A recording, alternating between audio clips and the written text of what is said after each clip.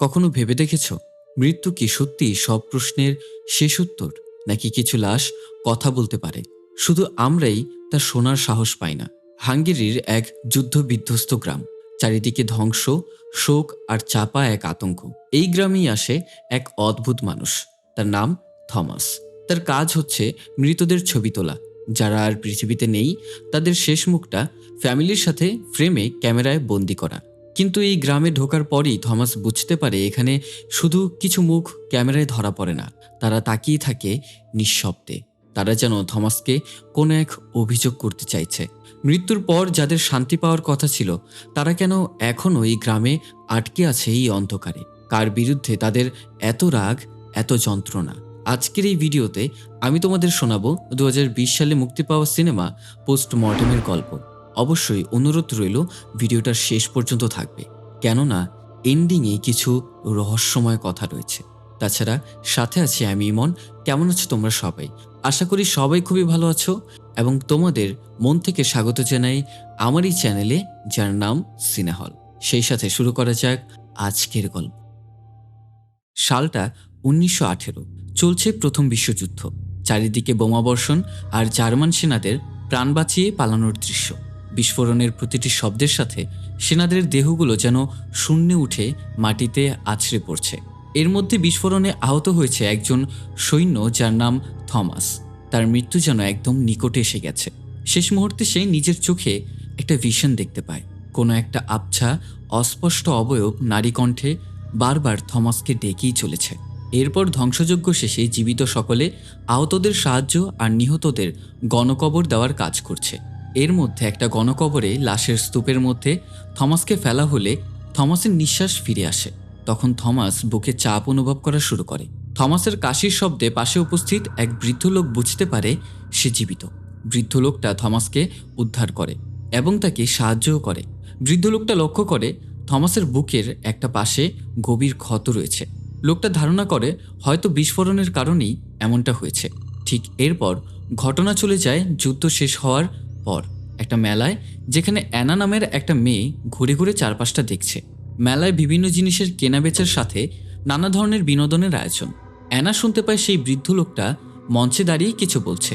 সেখানে অনেক লোকের সমাগম। ভিড়ের মাঝে অ্যানাও গিয়ে উকি দিল। বৃদ্ধ লোকটা বলছে সে কি করে মৃত্যুকে কাছ থেকে দেখে আবার ফিরে এসেছে, কি করে সে মৃত্যুকে ফাঁকি দিয়েছে। কাছের মানুষদের সাথে মৃত্যুর পর কি হয় সে সব কিছুই জানতে তাদের মাত্র কিছু পয়সা খরচ করতে হবে। ঘটানো হচ্ছে কিছু টাকা পয়সা খরচ করলেই এই মঞ্চের পেছনে লাল পর্দা তুলতেই সকলে জানতে পারবে এই সব প্রশ্নের উত্তর। এখানে আনা পাশেরই একটা বোর্ডে লেখা পড়তে শুরু করে, যেখানে লেখা রয়েছে পোস্টমর্টেম ফটোগ্রাফ, সাথে কিছু ছবি টানানো। থমাসকে দেখা যায় একটা মেয়েকে ঠিকমতো বসিয়ে ছবি তুলছে। মেয়েটা মূলত মৃত। যুদ্ধের পর স্প্যানিশ ফ্লুতেই গ্রামের পর গ্রাম উজাড় হয়ে গেছে, কিন্তু মৃত মেয়েটির গ্রামে শুধু তার পরিবার আর তার বাবার এই রোগটি দেখা দেয়। মেয়েটার বাবা এই যাত্রায় বেঁচে গেলেও মেয়েটা বাঁচেনি। মা বাবা নিজেদের আদরের সন্তানের স্মৃতি রাখতে তার মৃত্যুর পর তার ছবি তুলতে এসেছে। মৃত্যুর পর এভাবে ছবি তোলা হয় বলেই এই ছবির নাম দেওয়া হয়েছে পোস্টমর্টেম ফটোগ্রাফি, যা মূলত পেশাগতভাবে থমাস করে থাকে। পাশেই বৃদ্ধ লোকটা থমাস আর সেই মৃত্যুর মুখ থেকে ফিরে আসার গল্পটা আরও বাড়িয়ে চাড়িয়ে নিজের বলে চালিয়ে দিচ্ছে। লোকজনও তা খুব আগ্রহের সাথে গল্প শুনছে। অ্যানা উকি মেরে থমাসের ছবি তোলার দৃশ্যটি দেখে। থমাস ছবি তুলতে তুলতে একটু বিরতি নিয়ে বেরিয়ে এলে অ্যানাকে দেখতে পায়। অন্ধকারের জন্য থমাস অ্যানার চেহারাটা ঠিকমতো দেখতেও পারেনি।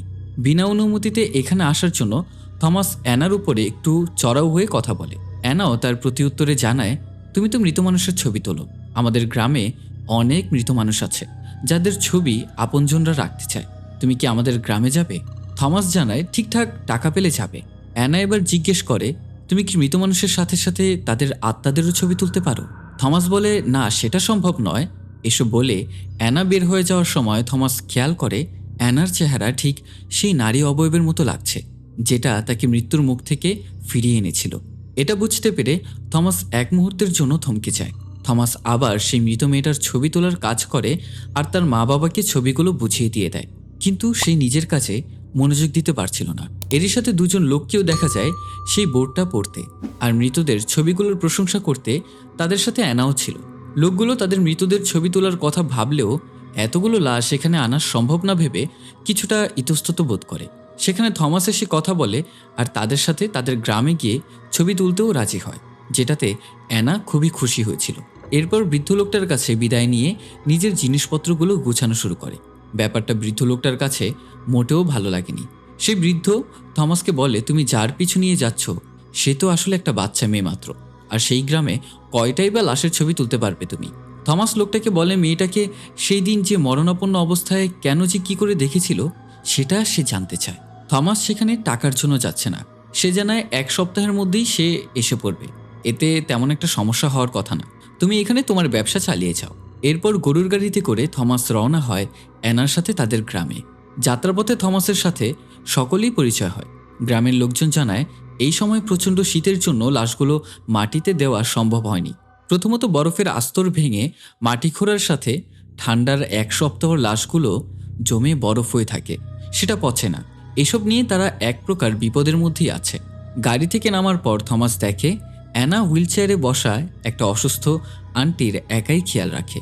থমাসের ব্যাগটা নিচে রাখতেই বরফ গলে পানি হতে থাকে।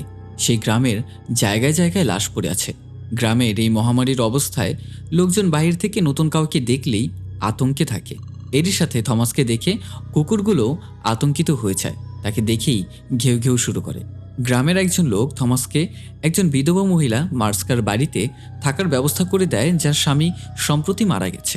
মহিলাটা থমাসের সাথে কথা বলে তার সম্পর্কে জানতে চায় এবং তাকে খুব ভালোভাবে আপ্যায়নও করে। পরে থমাস বাইরে বের হলে আবারও কুকুরদের অদ্ভুত আচরণ লক্ষ্য করে। থমাস অ্যানাকে কোথাও যেতে দেখলে তার সাথে সে যেতে চায়। অ্যানা বলে ভূতের ভয় না পেলে সেও তার সাথে যেতে পারে। যেতে যেতে থমাস অ্যানার সম্পর্কে জিজ্ঞেস করে। অ্যানার মাত্র 10 বছর বয়স, তার মা মারা গেছে, বাবা যুদ্ধে শহীদ হয়েছে এবং এখন বর্তমানে তার আন্টি ছাড়া কেউই নেই। অ্যানা থমাসকে একটা কবরস্থানে নিয়ে যায়, যেখানে তার পরিচিত সকলকে দাফন করা হয়েছে। তারা দুজন একসাথে কিছুটা সময় কাটায়। থমাস সিগারেট খেতে খেতে সময় পার করে, তারপর অ্যানা বাড়িতে ফিরে যায়। রাতে ঘুমানোর সময় রুমে কারো উপস্থিতি টের পেয়ে খোঁজাখুঁজি শুরু করে। থমাস বারে বারে মার্স্কাকে ডাকলেও কোনো সাড়া শব্দ পায় না, তাই সে যখনই আবার শুয়ে পড়তে নেয় এবারও খটখট শব্দে লণ্ঠন হাতে নিয়ে অন্ধকারে বের হয়ে পড়ে। মার্স্কার রুমের সামনে জানালার পর্দা সরিয়ে উকি দিতেই দেখে সেখানে সে ঘুমিয়ে আছে। এরপর থমাস বুঝতে পারে শব্দগুলো আসছে আসলে উপরের ছাদ থেকে।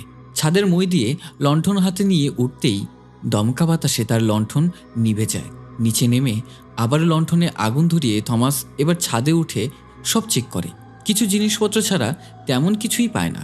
ইঁদুর মনে করে থমাস একটু নিশ্চিন্ত মনে নিচে নামতেই কেউ যেন সজোরে ছাদের কার্নিশে সেই দরজা বন্ধ করে দিল। এরপর থমাস নিজের রুমে এসে দরজা বন্ধ করে ঘুমিয়ে পড়ে। ঠিক তখনই হুট করে একটা লম্বা ছায়ামূর্তি তার দিকে ঝুঁকিয়ে ওঠে। সকালে ঘুম থেকে সে লাফিয়ে ওঠে। খাবার টেবিলে রাতের ঘটনাটা থমাস বললেও মার্স্কা তার কথায় খুব একটা পাত্তা দেয় না। গ্রামের সেই লোকটাকে বলে নতুন জায়গার ব্যবস্থা করে দিতে, যেখানে থমাস মৃতদের ছবি তোলার ব্যবস্থা করবে। লোকটার কাছ থেকে থমাস মার্স্কার সম্পর্কে জানতে চায়। সে জানায় মার্স্কা একজন স্কুল টিচার, কিন্তু যুদ্ধ আর মহামারীর পর পড়াশোনার মতো কোনো বাচ্চা গ্রামে নেই।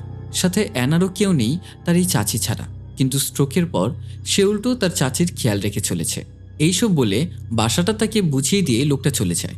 থমাস গান চালিয়ে একা একা ছবি তোলার জন্য সবকিছু গোছগাছ শুরু করে দেয়। এরই সাথে থমাস এবারই সদস্যদের ক্যাটালগ দেখিয়ে ছবি তোলার বিভিন্ন পোস্ট দেখিয়ে একটা ঠিক করে। তখন সেখানে গ্রামের দুজন লোক একে একে লাশ নিয়ে হাজির হয়। একটা লাশকে ছবি তোলার জন্য চেয়ারে ঠিকমতো বসিয়ে থমাস সবটা দেখে নিচ্ছে। তখনই লাশটার হাতের আঙুল নড়ে ওঠে। অতিরিক্ত ঠান্ডায় লাশ এখনো পচেনি, মৃত্যুর এতদিন পরেও যেন সতেজ। তারপর একে একে বিভিন্ন পোজে অনেকগুলো লাশের ছবি থমাস তুলতে থাকে। প্রত্যেকটা লাশের মেকওভার আর ক্যামেরা দিয়েই নিজের প্রিয়জনদের মৃত্যুর পর এভাবেই দেখার আনন্দে মানুষগুলো থমাসকে বারবার কৃতজ্ঞতা প্রকাশ করছিল। একটা লাশের গলাটা খুব অদ্ভুতভাবে জীর্ণশীর্ণ হয়ে আছে, সেটাকে সে মাফলার পেঁচিয়ে থমাস ছবি তুলে তার স্ত্রীর সাথে। কারো স্ত্রী, কারো স্বামী, কারো সন্তান, একে একে সবার ছবি সে তুলেই যাচ্ছে। এর মাঝে সেখানে অ্যানা চলে আসে। অ্যানা থমাসের কাজের প্রশংসা করে এবং নিজের জন্মের সময়ের কথাও তার কাছে শেয়ার করে। সে শুনতে পেয়েছিল তার মায়ের পেটে থাকা অবস্থায় তার নাকি শ্বাস বন্ধ হয়ে গিয়েছিল। জন্মের পরপরই তার চাচি তার পিঠে ঘষা দিতে দিতে তার শ্বাস আবারও চালু হয়। এসব বলতে বলতে তাদের পেছনের একটা লাশ যেন উঠে বসেও আবার নজর পড়ার আগেই লুটিয়ে পড়ে। কি হলো এই ব্যাপারটা না বুঝতে পেরে তারা দুজনেই একটু অবাক হয়। থমাস নিজের কাজ শুরু করে আর অ্যানা ক্যাটালগ দেখতে শুরু করে ম্যাগনিফাইং গ্লাস দিয়ে। অ্যানা জানায় সে ভূত ছাড়া কোনো কিছুতে ভয় পায় না। কিছুক্ষণ পরই অ্যানা জানায় তার বাড়ি যেতে হবে এবং সে সেখান থেকে বেরিয়ে যায়। থমাসও তার সাথে বাইরে যায় তাকে বিদায় দিতে। পথে অ্যানা লাসিকা নামের এক ছেলেকে দাঁড়াতে বলে। ছেলেটা সবসময় বস্তা কেটে মুখোশ বানিয়ে পড়ে। তার সাথে একটা ছাগলও ছিল। অ্যানা তাকে জিজ্ঞেস করে, তুমি এটা কেন পরে আছো? তোমার মায়ের ভয় নাকি? তখন লাসিকা জানায়, না, আমি কাউকে ভয় পাই না, শুধুমাত্র ভূত ছাড়া। তারা দুজন একে অপরের সাথে গল্প করতে শুরু করে। একটা পর্যায়ে লাসিকা তার মুখোশটা ওঠালেই ঠিক সেই মুহূর্তেই তার মা চলে আসে। তার মা এসে কিছুটা রাগী মুখে তাকে মুখোশটা আবারও তাড়াহুড়ো করে পরিয়ে দেয়। এর কারণ হচ্ছে গ্রামের মধ্যে মহামারী পড়েছে, তাই সেই মহিলা চায় না তার ছেলে বহিরাগত যেই গ্রামের বাহির থেকে এসেছে তাদের সাথে দাঁড়িয়ে কথাও বলুক। তাই সেখান থেকে তাকে জোর করে নিয়ে যায়। এই দৃশ্যগুলো থমাস সেখানে দাঁড়িয়ে দাঁড়িয়ে দেখছিল। এখন রাতের বেলা লাল আলোয় সকালে তোলা ছবিগুলো বের করা শুরু করে থমাস। ছবিগুলো একে একে বের করতেই প্রতিটা ছবিতে সেই কালো ছায়ামূর্তি দেখতে পায়। এখন পরদিন সকালে একটা লাশের ছবি তোলার সময় সে আশেপাশের ছবিগুলোও তুলে নেয়। তারপর কাছে গিয়ে ফিল করার চেষ্টা করে যে কেউ সেখানে আছে কিনা অথবা কাউকে অনুভব হয় কিনা। তখনই বাহির থেকে চিৎকারের শব্দ ভেসে আসে। জানালা দিয়ে থমাস দেখে সকলেই কোথাও ছুটে যাচ্ছে।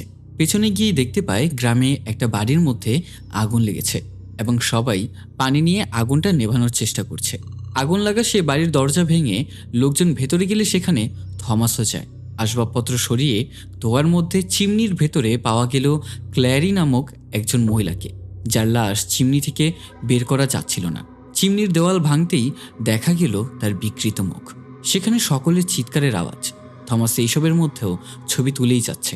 এক পর্যায়ে লাশটা বের করে আনা হলো। থমাস ছবিগুলো প্রিন্ট করার পরেও দেখতে পায় সেই ছায়ামূর্তির উপস্থিতি। রহস্যময় ভঙ্গিতে অ্যানা থমাসকে জিজ্ঞেস করে, ওখানে তারাই তো, তাই না? এই কাজগুলো সবই তাদের করা। এমনিতেও থমাসের মনে অ্যানাকে নিয়ে নানা রকমের প্রশ্ন। তখন থমাস অ্যানার সাথে নিজের ছবি তোলার জায়গায় গিয়ে জিজ্ঞেস করে, তুমি আসলে কি চাও? এরপরই ঘরের সবকিছু অস্বাভাবিকভাবে নড়তে শুরু করে। এরই সাথে শুরু হয় ভাঙচুর। ভয়ে অ্যানা বাইরে বেরিয়ে যায়। থমাস তাকে জড়িয়ে ধরে শান্ত করে আর অ্যানা তাকে জানায় তারা সবসময় এখানে ছিল, কিন্তু কখনো কারো ক্ষতি করেনি। থমাসকে এই গ্রামে নিয়ে আসায় তারা হয়তো রেগে গিয়ে এই সব করছে। অ্যানার কথা থমাস যেন এখান থেকে চলে যায়, কিন্তু থমাস অ্যানাকেও নিজের সাথে যেতে বলে। অ্যানা জানায় সে যেখানেই যাবে তারা সেখানেই তার পিছু নেবে, আর এটা যেহেতু থমাসের জন্মভূমি না, তাই সে যেন এখান থেকে চলে যায়। এই ঘটনার কথা থমাস মার্সকাকেও জানায়। তারা সবসময় এইসব জানতো, এগুলো দেখে এসেছে, আত্মাদের উপস্থিতিও টের পেয়েছে। তাহলে তাদের কি ভয় করে না? থমাসের প্রশ্ন, এখানে তারা থাকে কিভাবে? এই বলতেই পাশের চেয়ারটা জায়গা থেকে সরে গেল। মার্সকা জানায় যুদ্ধে বেশিরভাগ বাড়ির সকল পুরুষ মারা গেছে। ছোট ছোট বাচ্চাদেরকেও যুদ্ধে পাঠাতে হয়েছে। স্প্যানিশ ফ্লুতে গ্রামের পর গ্রাম খালি লাশের স্তূপ জমা হয়েছে। এমনকি ঠান্ডায় বরফের কারণে লাশ কবরও দেওয়া যাচ্ছে না। এর থেকে আর খারাপ দেখার মতো কী বা হতে পারে? থমাস জানায় সে কালকেই ফিরে যাবে। মার্সকা জানায় ঠিক আছে, তাদেরকে যেন এই অবস্থায় ছেড়ে দেওয়া হয়, কারণ সাহায্য করার জায়গায় থমাস অবস্থা আরও খারাপ করে দিচ্ছে। সেদিন মাঝরাতে বিছানায় ঘুমিয়ে থাকা থমাস যেন হুট করেই শূন্যে ভাসতে শুরু করে। এরপর তাকে বিছানায় ছেড়ে দেয়। ব্যাপারটাতে থমাস এতটাই ভয় পেয়ে যায় যে তখনই সে রেডি হয়ে লণ্ঠন আর ঘোড়া নিয়ে চলে যায় এই গ্রাম ছাড়ার জন্য। অ্যানা পেছন থেকে থমাসকে কয়েকবার ডাকে, কিন্তু সে থামে না। অ্যানা কান্না করে পেছনেই রয়ে যায়। এরপর একটা জায়গায় থমাস তাঁবুতে বসে তার তোলা সেই ছবিগুলো দেখছিল। তখন থমাস অ্যানার ডাক শুনতে পায়। এরই সাথে দেখতে পায় অ্যানা সাদা পোশাক পরে শূন্যে ভাসছে। তারপর সে ঘুম থেকে জেগে ওঠে, বুঝতে পারে এটা তার একটা দুঃস্বপ্ন ছিল। সকালে অ্যানা মার্সকার কাছে এসে কান্না করতে থাকে। ঠিক তখনই থমাস ফিরে আসে আর জানায় সেও এখন এদের সাথে লড়তে চায়। অ্যানা থমাসকে দেখে খুশি হয়ে তাকে জড়িয়ে ধরে। মার্সকাও খুব খুশি হয়। তারপর অ্যানা আর থমাস বের হয় ইনভেস্টিগেশন করতে। ইনভেস্টিগেশনে তারা একজন মহিলার কাছ থেকে কিছু তথ্য পায়। তার ভাষ্যমতে ছাদের ওপর থেকে শব্দ, ধুলাউড়া হাঁটার শব্দ, সাথে সিঁড়ি থেকে পড়ে যাওয়ার মতো ঘটনা ঘটেছে, যেমনটা থমাসের সাথেও ঘটেছিল। সেখানে আরেকজন মহিলা এসে তার সাথে ঘটে যাওয়া ঘটনাও বলে, যেটা হয়েছিল শীতের সময়। তাদের ধারণা শীতের মধ্যে আত্মাগুলোর আনাগোনা বেড়ে গেছে। সেই মহিলা তার ঘটনা জানায়। একদিন নাকি তার পায়ে ঠান্ডা হাতের স্পর্শ সে অনুভব করেছে, যেন শুধু একটা হাড়। দেয়ালটাও পানিতে ভিজেছিল, যা পরে পচন ধরে যায়। এরপর আর কখনো তার সাথে এমন কিছু হয়নি। থমাস ধারণা করে হতে পারে সে কোনো আপনজন ছিল যে তাকে কিছু বলতে চাইছিল। মহিলাটা জানায় যুদ্ধে সে তার ভাইদের আর স্বামীকে হারিয়েছে, তাই কে হতে পারে তার এই সম্পর্কে ধারণা নেই। কিন্তু প্রশ্ন, যদি এমনটাই হয়ে থাকে তাহলে ক্ল্যারিকে কেন মারল? সেই মহিলারা অ্যানাকে বলে থমাসকে অ্যামি নামের একজন মহিলার কাছে নিয়ে যেতে। এখন যেতে যেতে অ্যানা থমাসকে জিজ্ঞেস করে সে কি তার জন্য আবার ফিরে এসেছে। থমাস জানায়, হ্যাঁ, আমি তোমার জন্যই আবারও ফিরে এসেছি। এতে অ্যানা খুবই খুশি হয়। যাওয়ার সময় তারা দুজন ক্ল্যারির বাড়িটাতে গিয়ে প্রমাণ সংগ্রহ করতে চেষ্টা করে। ধুলোর মধ্যে অসংখ্য পায়ের ছাপ আর পোড়া চিমনিতে রক্তের ছাপ ছাড়া তেমন কিছুই পায় না।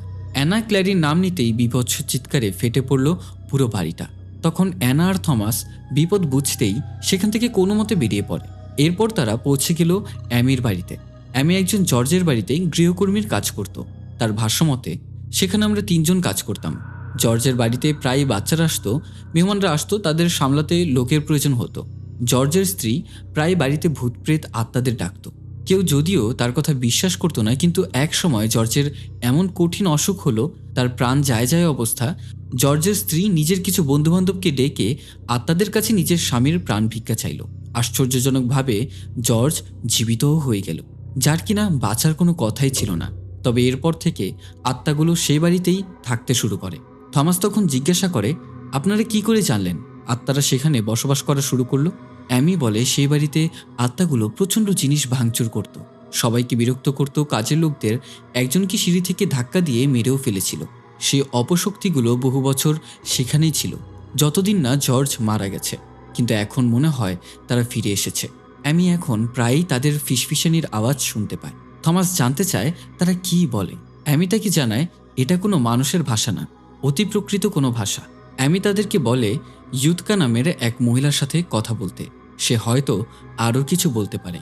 ইউৎকার বাড়িতে অ্যানা এবং থমাস পৌঁছায়। সে জানায় তার স্বামীর মৃত্যুর ঘটনা, যা কিনা তার কথায় কেউই বিশ্বাস করেনি। সবাই তাকে পাগল ভাবছে। সে জানায় থমাস যেই টেবিলে বসে ইউৎকার সাথে কথা বলছে, সেখানে বসেই তার স্বামীর খুবই অদ্ভুতভাবে মাথা পেটের মাঝে ঢুকে মৃত্যু হয়। সে তখন নিচের স্টোর রুমে ছিল। এই বলে ইউৎকা বাইরে চলে গেল গবাদি পশুদের খাবার দিতে। অ্যানা আর থমাস স্টোর রুমটা ভিজিট করতে যায়, তবে সেখানে তারা কোনো কিছু পেল না। কিন্তু ছায়ামূর্তিগুলো স্টোর রুমের চারিদিকে বিচরণ করছিল। থমাস স্টোর রুম থেকে বেরিয়ে গেলেও অ্যানা বের হতে পারেনি। স্টোর রুমের সিঁড়িতে কেউ যেন তাকে শূন্যে তুলে রেখেছে। ঠিক তখনই হঠাৎ করে দরজাটা বন্ধ হয়ে যায়। থমাস দরজা খোলার চেষ্টা করতেই কেউ যেন তাকে টেনে নিয়ে সেই চেয়ারে বসিয়ে দিল। ইউৎকা স্টোর রুম থেকে চিৎকার করে তার স্বামীকে ডাকছে। তার স্বামীর আত্মা এই বাড়িতেই ফ্রেমের মধ্যেই বন্দি আছে এবং সেও ইউৎকার ডাকে সাড়া দেয়। তবে সাডেনলি আমাদেরকে সেদিনকার একটা ভিশন দেখানো হয়, যেদিন ইউৎকার স্বামী মারা যায়, যেমনটা তার মাথা শরীরের ভেতর ঢুকে যাচ্ছে। এখন এই ভিশনটা কে দেখতে পায় সেটা এক্স্যাক্ট আমরা জানি না, তবে হয়তোবা ধরে নেওয়া যেতে পারে এই ভিশনটা থমাস নিজেই দেখেছে। তৎক্ষণাৎ কোনো মতে অ্যানা সেই বাড়ি থেকে বেরিয়ে এলো। ইউৎকা জিজ্ঞেস করলো, তোমরাও কি বাকিদের মতো আমাকে পাগল ভাবো? অ্যানা আর থমাস জানায় না, তারা দুজন তাকে বিশ্বাস করে, তবে তারা তার স্বামীর লাশটা আবারও দেখতে চায়। ইউৎকার লাশ কোথায় আছে সেটা বলতেই অ্যানা আর থমাস ছুটে চলে যায় সেখানে। সেখানে প্রায় অনেক লাশ। অ্যানা থমাসকে সব লাশের সাথে পরিচয় করিয়ে দিচ্ছিল, সাথে তাদের মৃত্যুর কারণও জানাচ্ছিল। বেশিরভাগ স্প্যানিশ ফ্লুতেই মারা গেছে, কিন্তু থমাস কয়েকটা লাশ পরীক্ষা নিরীক্ষা করে বুঝতে পারল কাউকে দম বন্ধ করে মারা হয়েছে, আবার কাউকে পিটিয়ে। অ্যানা জানতে চাইল থমাস এইসব কি করে জানল। থমাস বলে সেই বৃদ্ধর কাছ থেকে থমাস অনেক লাশ পোস্টমর্টেম করে এইসব শিখেছে। অ্যানা থমাসকে জানায় সেও তার সাথে এইসব কাজ শিখতে চায়। থমাস জানায় এইসব ছোট বাচ্চাদের কাজ না। তবে থমাস একটা বিষয় লক্ষ্য করে, লাশদের শরীরে এক ধরনের দাগ দেখা যায়, যেই রকম দাগ তার শরীরেও আছে বিস্ফোরণের আঘাতে। থমাস বুঝতে পারে আত্মাগুলো বাতাসকে ব্যবহার করে বিস্ফোরণ ঘটায়, আর তারা কি চায় এটা তাদেরকে বুঝতে হবে, তাহলেই সবটা সমাধান হবে। কিন্তু তারা তো আমাদের সাথে কথা বলে না, তারা বাকিদের মতো আমাদেরও মারতে পারত। এইসব কথা অ্যানা থমাসকে বলছে। থমাস জানায় তারা আমাদেরকে মারতে পারে, তবে মারে না, হয়তো আমাদের কিছু বলে বোঝাতে চায়। তাদেরকে ছবিতে দেখা যায়, এখন ছবি দিয়েই তাদেরকে বুঝতে হবে তারা আসলে কি বোঝাতে চায়। থমাস অ্যানাকে নিয়ে ছবিগুলো বের করে, যেখানে প্রতিটা ছবিতে কালো ছায়ামূর্তির উপস্থিতি দেখা যায়। অ্যানার একটা ছবিতে দেখা যায় তারা সংখ্যায় অনেক বেশি। ছবিগুলো থেকে বীভৎস পৈশাচিক চিৎকার শুরু হয়। ঠিক তখনই রুমের দরজা খুলে যায়, ঘরের আলো ঢোকার সাথে সাথেই সবকিছু স্বাভাবিক হয়ে যায়। এরপর থমাস অ্যানা গ্রামবাসীদের সাহায্যে লাশ রাখার ঘরটাতে জায়গায় জায়গায় ক্যামেরা ফিট করে, সাথে ঘণ্টা দিয়ে একটা জাল বিছিয়ে রাখে। এতে তাদের উপস্থিতিতে ঘণ্টাগুলো বাজতে শুরু করবে। এরই সাথে চারপাশে আটা ছড়িয়ে রাখে যেন পায়ের ছাপগুলো ধরা পড়ে। সাথে একটা ফ্রিকোয়েন্সি মিটার ফিট করে যেন অতিপ্রাকৃত কোনো শব্দ রেকর্ড হয়। সবচেয়ে বুদ্ধিমানের মতো কাজ করে সেটা হলো ছোট থেকে ছোট মুভমেন্ট ক্যাচ করার জন্য পিন হোল্ড ক্যামেরা ব্যবহার করে। তখন গ্রামের লোকজন পুরো রাস্তায় মশাল জ্বালিয়ে প্রস্তুত। আলোকিত পুরো গ্রাম।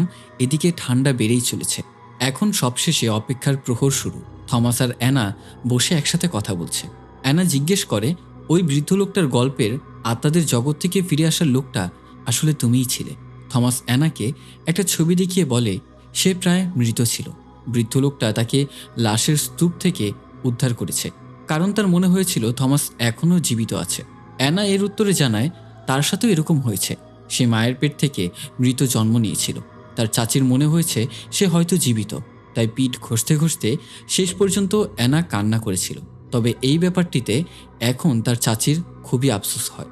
রাত যখন বাড়তে শুরু করেছে, লাসিকা নামের সেই ছেলেটা নিজের বস্তার তৈরি মুখোশ পরে বন্ধুর বাড়ির দিকে নিজের বাড়িতে যাওয়ার জন্য কারো না কারো কথা শুনেই বের হলো। লাসিকা একটা দড়ি ধরে রওনা হলো। এর সাথে বাতাসের প্রচুর কম্পনে পাত্রের পানি কাঁপতে শুরু করে।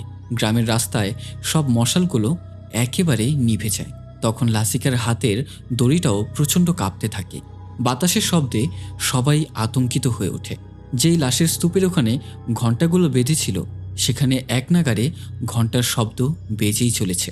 মেঝেতে থাকা আটাগুলোতে ছাপ পড়তে শুরু করে। পুরো গ্রাম অন্ধকারে ছেয়ে যায়।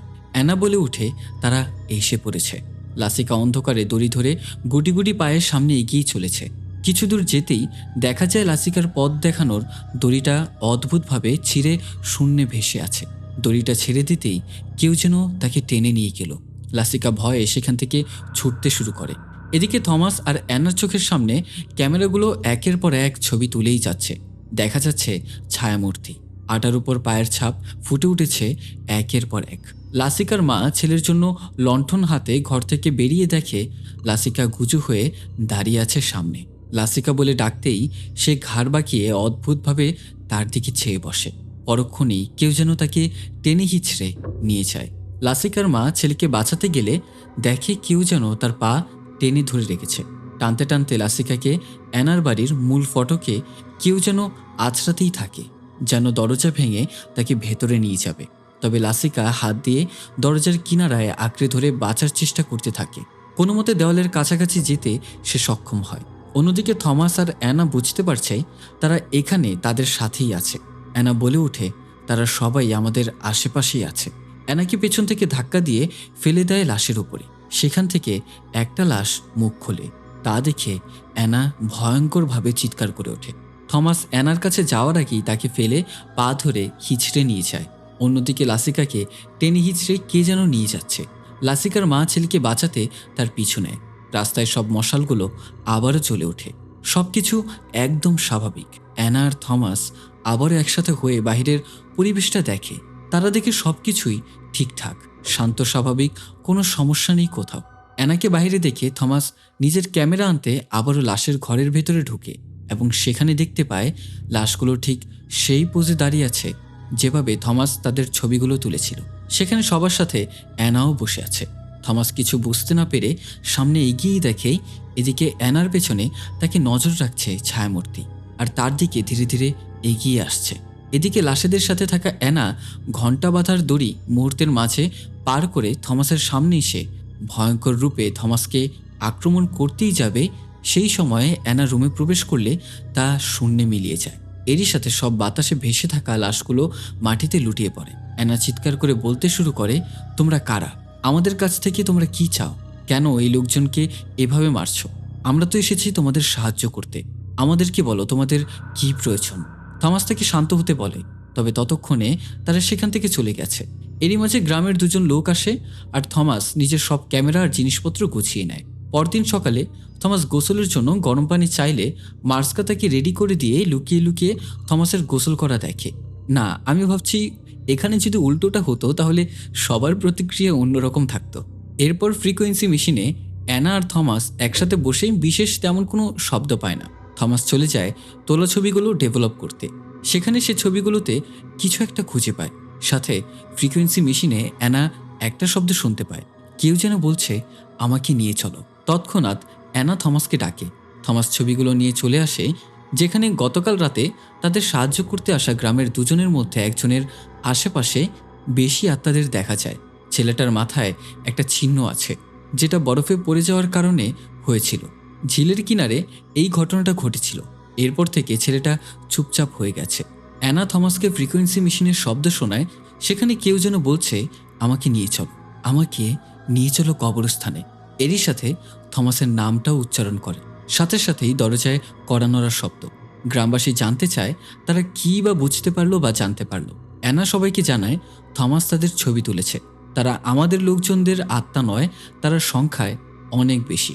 আর থমাস তাদের সাথে কথা বলার চেষ্টা করছে। কোনোভাবেই এই সমস্যার সমাধান থমাস করবেই। এই আশ্বাস পেয়ে সেখান থেকে গ্রামবাসী সবাই চলে যায়। এরপর থমাস আর অ্যানা বেরিয়ে পড়ে একটা ছবি ওঠাতে, কালো লাইন ধরে, যেটা আসলে গিয়ে পৌঁছায় অ্যানার বাড়িতে। অ্যানার আন্টির সাথে থমাস কথা বলে, সাথে দেখতে পায় তাদের বাড়ির দরজায় টাটকা রক্ত লেগে আছে, এরই সাথে ধস্তাধস্তি আর আঁচড়ের চিহ্ন। ছবিটাকে উল্টো করে আবারও অন্য পথে তারা রওনা দেয়। তারা একটা বাড়ির সামনে গিয়ে পৌঁছায়। ডাকাডাকি করলেও কেউই বের হয়ে আসে না। থমাস ঘরে ঢুকে দেখতে পায় একটা দেয়াল দিয়ে বৃষ্টির মতো পানি ঝরেই যাচ্ছে। ঘরের মধ্যে টেবিলে পুরো পরিবারের লাশগুলো মরা অবস্থায় চেয়ারে বসে আছে, যেখানে বাচ্চা ছেলেটার চেহারা বীভৎস দেখাচ্ছে। থমাস আর অ্যানা এইসব দেখে থমকে যায়। তবে পেছন থেকে গ্রামের একজন মহিলা এসে পড়ে এবং এসে লাশগুলো দেখেই চিৎকার করে ওঠে। গ্রামের লোকজন হইচই শুরু করে বলতে থাকে থমাসের কারণে আত্মারা রেগে গেছে, তাই লাসিকার পরিবারের আজ এই অবস্থা। এই ভয়ে গ্রামের লোকজন ছোটাছুটি শুরু করে। এরই মাঝে একজনকে কেউ শূন্যে তুলে নিয়ে যাচ্ছে। গ্রামের লোকজনরা তাকে কেউই টেনে ধরেও রাখতে পারছে না। টানতে টানতে লোকটাকে অ্যানার বাড়িতে নিয়ে যায়। হুইল চেয়ারে বসে থাকা অ্যানার আন্টি অদ্ভুতভাবে নড়তে শুরু করে। অ্যানার বাড়ির ছাদের সাথে সেই লোকটাকে আটকে ফেলে আর গ্রামবাসীরা সকলেই সেখানে প্রবেশ করে। ছাদের দেয়ালে লোকটাকে বাড়ি দিতে দিতে যেন বাড়িটা লোকটাকে ঘিলে নেয় আর দেয়াল সম্পূর্ণ আগের মতো হয়ে যায়। গ্রামের সকলে ভয়ে সেখান থেকে বেরিয়ে আসে এবং সবাই একটা নির্দিষ্ট জায়গায় জড়ো হয়। চার্চের পাদ্রীরা ঈশ্বরের কাছে সাহায্যের জন্য প্রার্থনা শুরু করে দেয়। গ্রামের ঘরবাড়িগুলো ধ্বংস হওয়া শুরু করে। আশেপাশের সবকিছু নিজে নিজেই নড়তে থাকে। এক পর্যায়ে একজন প্রার্থনারত হোলি ক্রস হাতে পাদ্রীকে শূন্যে ভাসিয়ে নৃশংসভাবে মেরে মাটিতে ফেলে দেয়। তখন গ্রামের লোকজন সবাই ভয়ে চিৎকার করতেই থাকে। অ্যানার আন্টি হুইল চেয়ারে নিজে নিজে সেখান থেকে চলে আসে আর সে অদ্ভুত আচরণ করা শুরু করে। গ্রামের কয়েকজন মহিলাকে শূন্যে ভাসিয়ে রেখেছে। ভয়ে লোকজন ছুটোছুটি করেই যাচ্ছে। অ্যানার আন্টি নিচের পায়ে হেঁটে এসে থমাসের উপর পড়ে আর বলে, থমাস, আমাকে কবরের কাছে নিয়ে যাও। বারবার একই কথা আওড়ে যাচ্ছে। গ্রামের দুজন লোক অ্যানার আন্টিকে তুলে হুইল চেয়ারে বসায়। থমাস সকলকে চার্চের ভেতরে যেতে বলে এবং কথা মতো গ্রামবাসীরা তাই করে। এদিকে লাসিকার লাশকে দেখা যায় সবার মাঝেই হেঁটে আসতে। আকাশ তখন কালো মেঘের অন্ধকারে ছেয়ে যায়। লাসিকার লাশ দরজার সামনে এসে শূন্যে ভেসে গ্রামবাসীর দিকে দেখিয়ে বলে, তোরা সবাই মরবি, কেউই বাঁচবি না। ঠিক তখনই চার্চের দরজা বন্ধ হয়ে যায়। সব লোকজন আতঙ্কিত হয়ে আছে। থমাস সেখানে অ্যানাকে কোথাও খুঁজে পায় না। এক মুহূর্তের জন্য চার্চের দরজা খুললে দেখা যায় অ্যানা বাহিরে আছে। গ্রামের লোকজন তাকে আটকানোর পরেও জোর করে থমাস অ্যানার জন্য বেরিয়ে আসে। তবে বাইরে অ্যানা নেই। থমাস অ্যানাকে খুঁজতে শুরু করে। অ্যানার আন্টির হুইল চেয়ারে খেয়াল করা যায় অ্যানার আন্টি হুইল চেয়ারের মধ্যে নেই। অ্যানার বাড়িতে থমাস দেখতে পায় অ্যানার আন্টি বিছানায় শুয়ে আর দুই পাশে মোম জ্বালানো। থমাস অ্যানাকে সেই লাশ রাখার ঘরে খুঁজতে আসে। সেখানে অ্যানা লাশের উপরে শূন্যে ভাসছে। অন্যদিকে মার্সকা আর গ্রামের সেই দুইজন ছেলেও থমাস আর অ্যানাকে খুঁজতে চার্চ থেকে বের হয়েছে। মার্সকা এসে লাশের ঘরের সামনে থমাসকে বলে, অ্যানার আন্টি মারা যাচ্ছে। থমাস তখন মার্সকাকে বলে, অ্যানার আন্টি মরতে চলেছে, তার সাথে আত্মাগুলোও চলে যাবে মৃতদের জগতে। এই অপশক্তিরা লাশদের প্রতি আকৃষ্ট হয়। সব লাশগুলো গ্রামবাসীদের সাহায্যে এখানে আনতে পারলে লাশের সাথে আত্মাগুলো এখানে এসে পড়বে। আর সেই কাজটাই গ্রামবাসীরা করা শুরু করে। তখন গ্রামের লোকদের মধ্যে কেউ বাধা দিতে আসলে তারা থমাসের পক্ষ নেয়। লাশগুলো রাখতে কেউই অ্যানার বাড়ির ভেতরে যেতে চায় না। গ্রামের দুজন ছেলে কয়েকটা লাশ ভেতরে রাখতেই বিকট এক শব্দ হওয়া শুরু হয়। থমাস তখন সবাইকে বাইরে চলে যেতে বলে। অ্যানার আন্টি বলে, থমাস, আমাকে এখানে রেখে যেও না। ঠিক তখনই অ্যানার বাড়িটা মাটির নিচে ঢুকে যেতে শুরু করে। বিকট এক শব্দে লাশগুলো যেন উলটপালট হয়ে যাচ্ছে। জানালার কিছুটা ফাঁকা অংশ দিয়ে মার্স্কার কাছে অ্যানাকে বের করে দেয় থমাস, কিন্তু থমাস নিচে বের হতে পারে না। মাটির নিচে বাড়িটা ডেবে যাওয়া শুরু করে এবং গ্রামের লোকদের মধ্যে একজন বাকি লাশগুলো জানালা দিয়ে ফেলে আগুন লাগিয়ে দেয় সেই বাড়িটার মধ্যে। উল্টো দিক থেকে ঘরের দেয়াল ভেঙে শুধু পানিই ঢুকে চলেছে। থমাস বুঝতে পারছে না সে এখন কি করবে। আগুন লাগানো লাশগুলো জীবিত হয়ে ছুটতে শুরু করে। জায়গায় জায়গায় তারা যেন আগুনে পুড়ে যাচ্ছে। এদিকে থমাসের বুক সমান পানিতে ডুবে গেছে। বাঁচার আর কোনো উপায় নেই। বেরোবার পথ খুঁজতে পানির নিচে ডুব দেয়। তবে সেখানে এত লাশের মাঝে অ্যানার আন্টি থমাসকে ডুবানোর চেষ্টা করে এবং বলে, আমি তোমাকেও আমার সাথে নিয়ে যাব। তখন থমাসের একটা পর্যায়ে দম বন্ধ হয়ে আসে। সে নিজেকে একটা ফাঁকা বাড়ির মধ্যে আবিষ্কার করে। সেখানে বাড়ির প্রতিটা জায়গায় জায়গায় মৃত লোকজন বিভিন্ন পোজে দাঁড়িয়ে আছে, আর সেই ছায়ামূর্তি থমাসের পিছু নিচ্ছে। লাশগুলো হঠাৎ জীবিত হয়ে কোনো এক আলোর দিকে চলতে শুরু করলো। এরই সাথে থমাসও তাদের সাথে চলতে শুরু করে। গ্রামে থাকা সব ছায়ামূর্তিগুলো যেন সেই আলোর দিকেই ছুটে আসছিল। অন্যদিকে মার্স্কা একটা দড়ি দিয়ে গ্রামের বাকিদের সাহায্যে সেই বাড়ির ভেতরে ঢুকে এবং সেখানে সে থমাসকে খুঁজে তার পায়ে দড়ি বেঁধে গ্রামের লোকজনদের সাহায্যে তাকে বের করে। তখন থমাস নিজেকে দেখতে পায় অ্যানার সাথে অন্য এক জগতে। এদিকে গ্রামের সব লোকজন ভাবছে থমাস মারা গেছে। মার্স্কা তখন থমাসকে অনেক ডাকাডাকি করে, কিন্তু সে কোনো সাড়া দেয় না। অ্যানা এবার থমাসের বুকে আঘাত করতে করতে কান্না করতে করতে তাকে ডাকা শুরু করে। ঠিক তখনই থমাস কাশি দিয়ে ওঠে, মুখ থেকে পানি বের হয়। গ্রামবাসী সকলেই তখন এক স্বস্তির শ্বাস নেয়। থমাস আবারও ফিরে এসেছে আত্মার জগৎ থেকে অথবা মৃত্যুর মুখ থেকে। এটা হলো এক নতুন সকালের সূচনা, যেখানে মার্স্কা থমাস আর অ্যানাকে বিদায় জানায়। অ্যানা এই যাত্রায় ডিসিশন নেয় সে বাকিটা জীবন থমাসের সাথেই কাটাবে, কেননা আগে তার আন্টি ছিল, কিন্তু বর্তমানে তার এই পৃথিবীতে থমাস ছাড়া আপন বলতে আর কেউই নেই। শেষ দৃশ্যে ঘোড়ায় চড়ে তারা দুজন চলে আসে অন্য এক গ্রামের সীমানায়, যেখানে একটা মহিষ মরে পচে আছে। থমাস অ্যানাকে জিজ্ঞেস করে, তুমি কি কখনো এই গ্রামে গিয়েছ? অ্যানা জানায়, না, সে যায়নি। হয়তো এখান থেকেই শুরু হতে চলেছে তাদের নতুন এক রহস্যের যাত্রার সূচনা। এখন আসা যাক এন্ডিং এক্সপ্লেনেশনে, কারণ অনেকের কাছেই এই মুভির এন্ডিংটায় গোজামিল মনে হয়েছে। ঘটনা হচ্ছে, এই গ্রামের মানুষেরা যুদ্ধের সময় থেকে স্প্যানিশ ফ্লুতে আক্রান্ত ছিল। তখন এই রোগের জন্য কোনো প্রতিষেধক ছিল না। যারা যারা আক্রান্ত ব্যক্তি ছিল, চার্চের লোক এবং গ্রামবাসী মিলে এদের একটা নির্দিষ্ট কক্ষে বন্দি করে ছেড়ে দিয়েছিল। হয়তো এরা মৃত্যুকে মেনে নিয়েছিল, জীবনের কঠিন বাস্তবতা স্বীকার করেছিল, তবে মৃত্যুর পরেও পায়নি তারা মুক্তি, কারণ তাদের লাশ পোড়ানো হয়নি বা প্রপার ফিনারেলের ব্যবস্থা করা হয়নি। গ্রামবাসী তাদেরকেই পোস্টমর্টেম ফটোগ্রাফি করেছে যারা যুদ্ধে নিহত হয়েছিল, বম্বিংয়ে এবং অপমৃত্যুতে মারা গিয়েছিল। তবে তাদের ধারের কাছে কেউই যায়নি যারা মহামারীতে মারা গেছে। মুভিতে আমরা লাসিকার মায়ের একটা কাণ্ড দেখেছিলাম, যেখানে তার ছেলেকে জোর করে মুখোশ পরাচ্ছিল সে। এর কারণ গ্রামবাসী এই মহামারী থেকে বাঁচতে বহিরাগতদের থেকে দূরে দূরেই থাকতো। এমনকি মহামারীতে মৃত মানুষদের ধারের কাছেও কেউই যায়নি এবং তাদের শেষ কাজও সম্পন্ন করেনি।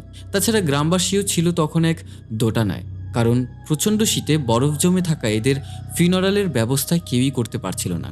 এই ক্রোধে মৃতরা অপশক্তি হয়ে গ্রামবাসীকে শাস্তি দিতে থাকে, যারা যারা মহামারীর ভয়ে লোকেদের ঘৃণা করত, এবং এরা আকার ইঙ্গিতে নিজেদের শেষ কাজের জন্য থমাস আর অ্যানার কাছে সাহায্য চাইছিল, কারণ এরা দুইজনই ছিল নিষ্পাপ। অ্যানার আন্টিও সেই গ্রামবাসীদের সাথে হয়তো মিলিত ছিল এবং যারা যারা ছিল তাদেরকে সেই অপশক্তিরা মেরে ফেলেছে। তবে অ্যানার আন্টির শরীরে সেই সকল আত্মারা পজেস করে মৃত্যুর স্বাদ গ্রহণ করে এবং বাড়িটা মাটির নিচে নামিয়ে ফেলে। যেমনটা তাদের দেহ পোড়ানো হয়েছে এবং কবরস্থ করা হয়েছে, ঠিক এভাবেই তারা অভিশাপ মুক্ত হয়। আশা করি এখন আর এই মুভি নিয়ে কোনো কনফিউশন থাকার কথা না। তবে যদি কোনো প্রশ্ন থাকে তা অবশ্যই কমেন্টে জানাবে, আমি সবার উত্তর দেব। তো এই ছিল ঘটনা। ভিডিওটা কেমন লেগেছে তা অবশ্যই কমেন্ট করে জানাতে কিন্তু ভুলবেন না। চ্যানেলে নতুন হয়ে থাকলে সাবস্ক্রাইব করে পাশে থাকা বেল আইকনে অল সেট করে দেবেন। তাছাড়া ভিডিওটা ভালো লেগে থাকলে অবশ্যই লাইক করে দেবেন। টিল দেন দেখা হচ্ছে নতুন কোনো এক ভিডিও নিয়ে। Good bye.